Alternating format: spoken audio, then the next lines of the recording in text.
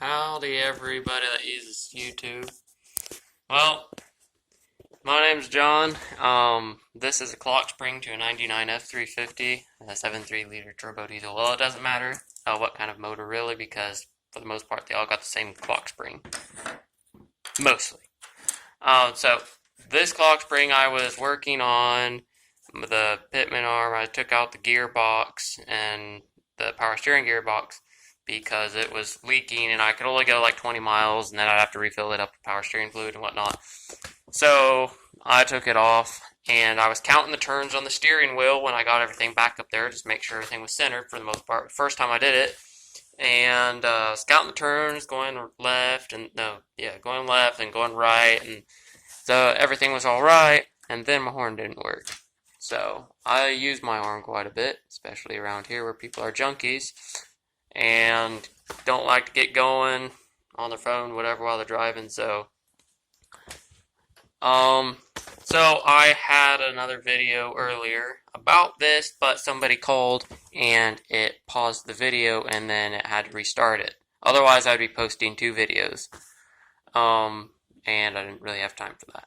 So, anyways, I got a big drive to do and I would like to use my horn just in case the load is too heavy and just in case something happens with my brakes. I'm not expecting anything but just in case, because I replaced the brake booster on it and I fixed the gearbox because it was leaking terrible bad. And then all I did was put like a bigger O-ring on it, which, well, not bigger, it was like thicker, and it was actually smaller O-ring, but it was thicker. So I stretched it out a little bit, like it didn't take much to stretch. I put it back in, there was like a score, I'll say a cylinder wall of where the not the worm gear or whatever, not the pitman arm, whatever the pitman arm bolts onto. See, I'm not too familiar with all this stuff. Whatever it bolts onto, and it goes down with that fifth bolt that adjusts your steering and whatnot. There was like a little score on that little wall in there where that circular coupler or whatever inserts in there, the whole shebang. And so there was a little score on it. There was a little score on my O-ring. It could have been when I was taking it out, but I don't know what the score on that wall would have done. Why it would be there, because I don't think whatever I was doing made that score there. And it was just real fine. It was like not even the size of a needle. Like the inside at the bottom of that, I guess, cylinder wall, it was like really wide, and then it tapered up, kind of like a swordfish spear, and then it just got really fine, and it reached all the way to the top, and it was just so fine, like you could probably fit a hair in it. That was about how small it was. And so I put a new O-ring in there, RVT sealed it, and hasn't leaked since. But then my brake booster was leaking really bad. Apparently, it had been leaking the entire time, and I do quite a bit of hauling and driving and whatnot, so I drive a lot. And thought that would be a little dangerous, so I got a remand one last night because it's going to take too long to order a different one, because I got 1,400 mile drive here the next week or so, and got another long drive and then another long drive, so I'm going to 3 different states. And yep, all of that about a clock spring. So what I did is on my other video that got ruined, so this here goes into here and solders onto those, for those of you that do not know the setup. This is cheaper than buying a new clock spring. So this is soldered onto those, and this plate, this backing plate right here, covers it like that, and then this comes out of there.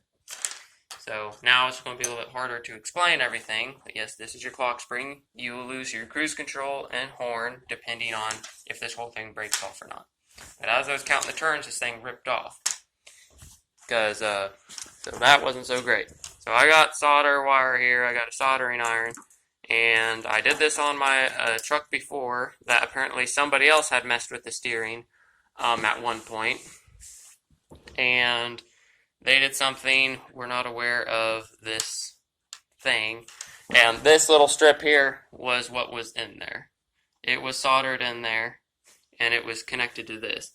So what I done was I ripped that little tag out, and I melted the plastic on this. Because if you try like scraping the plastic off, it's brittle and it'll snap. So here, hold this. So what you want to do is,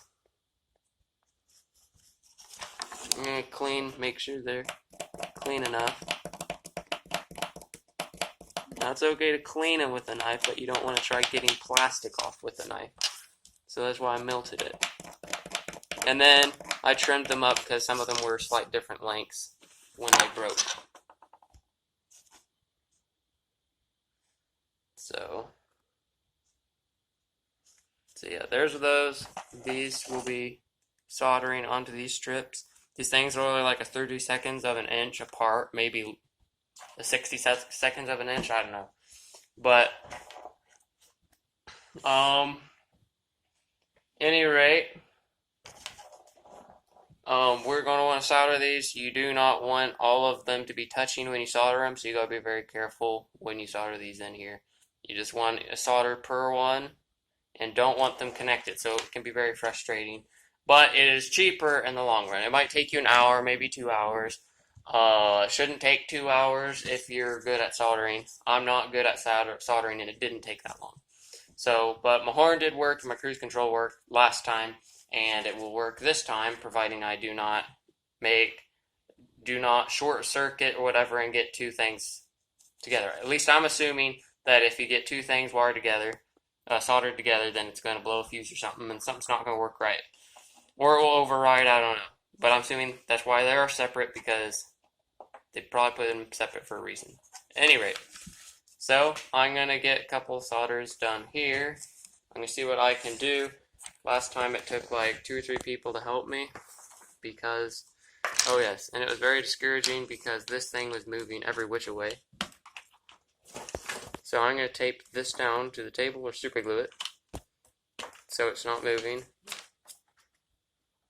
And then I'll tape this down to the table right where I want it. These two will be taped, so then I can just hold my wire and my solder. Alright, pause it. Well, got another one done. Well, I got the first one done, and I'm on my second one now.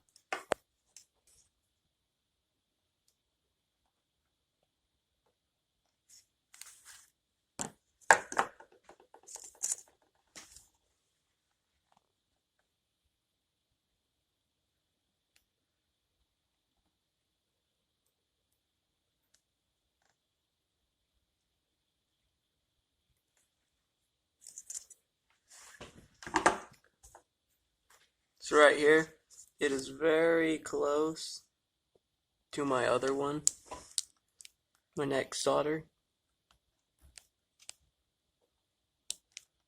Now these solders are very, very hard to move. Like, you can't really shave anything off of them, so you have to work with it. And then like this stuff like cleans off really well, like if you get it on another solder. Like you can see, those two are completely separate.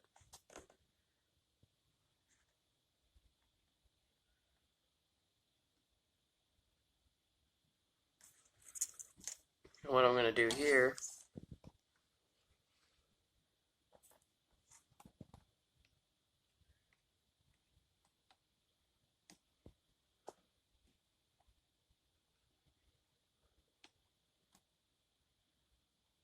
there, now it's separate again.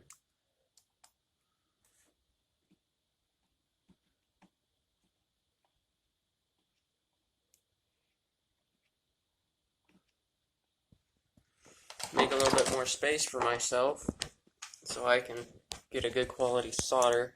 Like I don't want these things like this one to be touching that one, and then when I go to stick it all back in, then a fuse blows or something doesn't work right. Oh man, I don't have a real steady hand.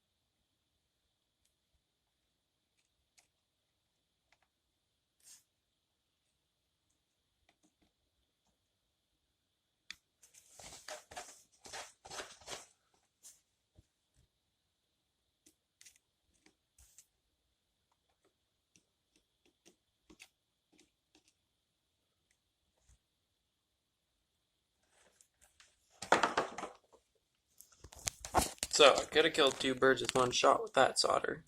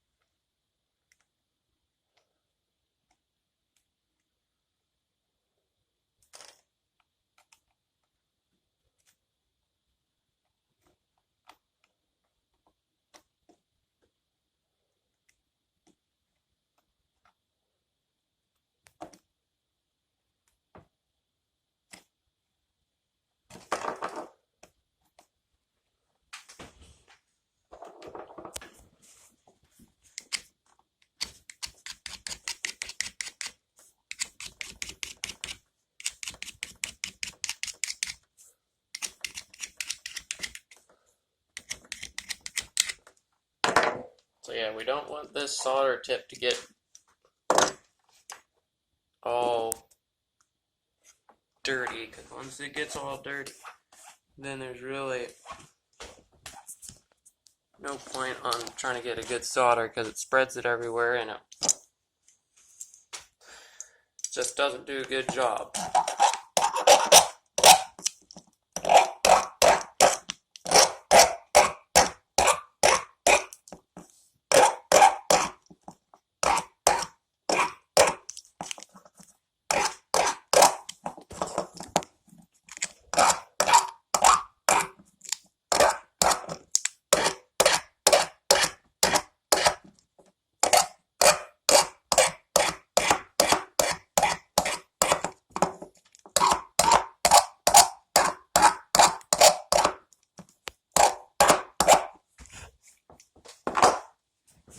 Alright, go ahead, pause it.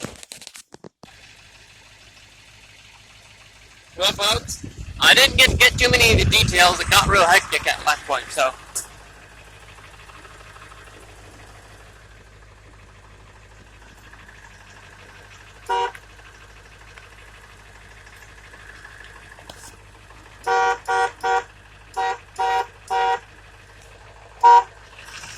Nobody else is there. That's the only other van and nobody's in it.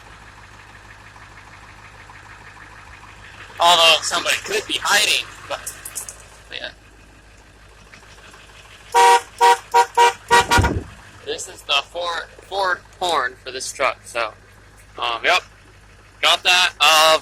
There's one little discrepancy.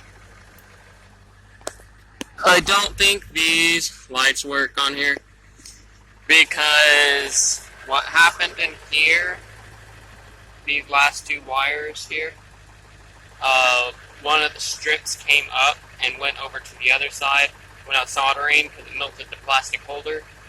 And so, I don't know.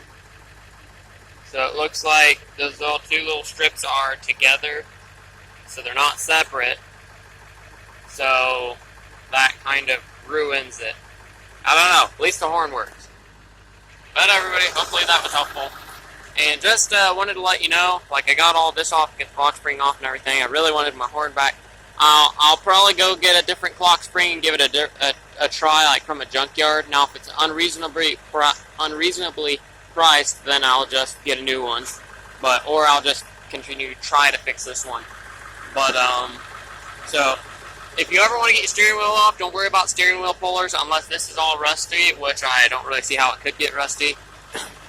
If you ever have issues getting it off, then just take the steering wheel, jerk it back and forth, side to side, and keep that little screw in there. Jerk it side to side, and that thing will pop right off. I tried a steering wheel puller last night, and that thing I tried for over an hour, and it wouldn't come off. So I gave it a couple yanks from a guy from the YouTube, and it came right off. So, well, hope you enjoyed the video. Sorry for all the missed stuff and over talking, too many details, whatever, or missed details. But thank you very much.